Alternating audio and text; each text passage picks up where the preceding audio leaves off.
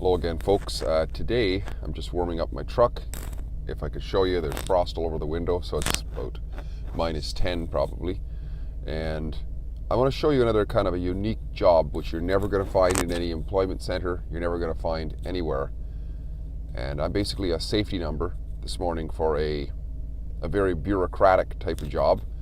It's at the local university, and it's to move a couple of sheds, basically. And the reason I got called to do this is because I've done some work for this subcontracting company. And because I did work for them, I have this little safety ticket, this little Mickey Mouse half-day course. So I'm basically going to be going up there now, making sure that the whole thing is laid out properly, that there's safety cones and such available. And then later on, the trucks will be showing up to hoist these sheds onto the back of their decks, tilt decks, and then that'll be pretty much it for the job. So it's a kind of a unique little job, which once again you're never going to find in any employment center. You're never going to find in any, probably you're not going to find it anyways. It's one of these word of mouth type jobs from somebody who you trust. When you do this for a while, it all of a sudden people get to trust you, then they give you more and more work. And it seems like sometimes it's like all of a sudden there's too much work, right? So this is a point that I want to put out there, because this is about the Energenie project, is about making a life for yourself, and maybe even a potential career for yourself, rather than and you being your own boss, right? Is that at the beginning, and I get it, in the beginning it seems rather daunting, this idea of going it alone. But if you can, even do something part-time for a while, in time, you can gain a reputation, and all of a sudden, these little jobs come up, and they're like easy jobs, and they're there, and you see them going on all the time. You drive around and you see somebody, standing there with a vest or whatever, looking important or whatever, or not. And you might wonder, well, how did that job come about? Well, in my case anyways, those sort of things come about because of just being there and being available. Now, I can tell you, I couldn't find my hard hat. That's how long it's been since I wore a hard hat. So I'm going to go to the hardware store now and buy one, because apparently I'm supposed to have one to look official there, right? So I just wanted to put that out, and I'll give a few shots hopefully as the job progresses throughout the day, and just let you know how it turned out. Okay, again soon. Bye for now. Little shot of what's going on here. Here I am at the site, and here's my safety gear, safety gloves.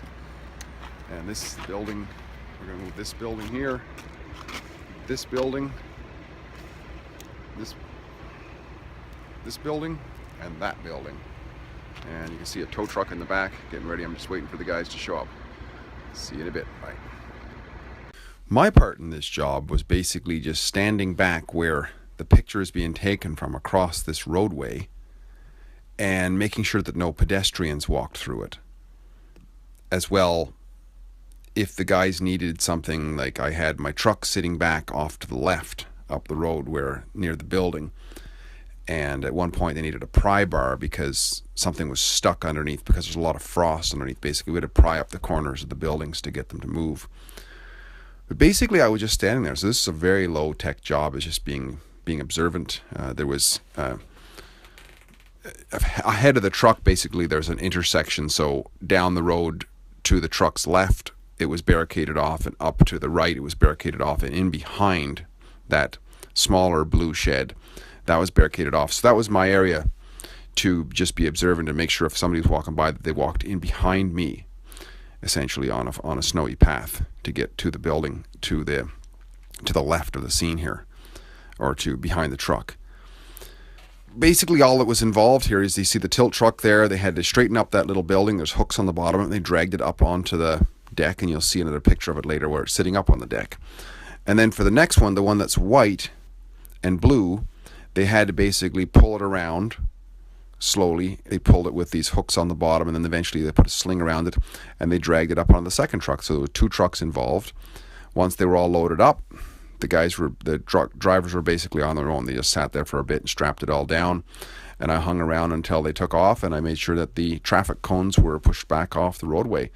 That's the involvement of the job. So the reason I had this job is because I had this little rinky-dink ticket, and because I knew these people who had to have this moved. So that's something to consider, is, you know, these little certificates of some sort gives us a moat against somebody else who might want to do the job. Not that I approve of this statist idea of a whole bunch of tickets and certificates, but it is the nature of the beast in the workplace today, is to have these things, and you know, sometimes there's some value in those safety things as well. But the main thing is, another example, that little things that are out there, sometimes we can have a scarcity mindset of, oh, I can only do this. And meanwhile, there's all kinds of weird little jobs out there going on a daily basis that need people to attend to them.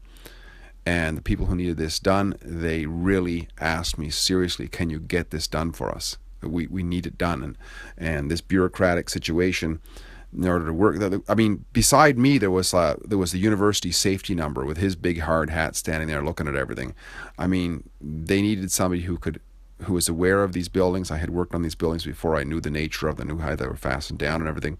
I had to be there to advise the truck drivers and to keep the pedestrians out of the way. And the only reason why I got the job, once again, is I knew the people who owned them, who needed them moved, and I had the certificate. So, and of course, I've been available, been available doing these kinds of jobs for a while. So, once again, not to talk somebody into being handyman, but whatever it is that you do, whatever talent you have, you can develop that into. You could, if you wanted to, develop that into a skill that you can do something with. And hey, I love this sort of thing. I get to work under the nice blue sky once in a while. Variety of jobs. Just got back from another little job today, which I'll post a video on. I was doing a little plumbing, which I like doing as well. And I'll do a little more talking about that. Steve here again, great chatting. Talk again soon. Bye for now.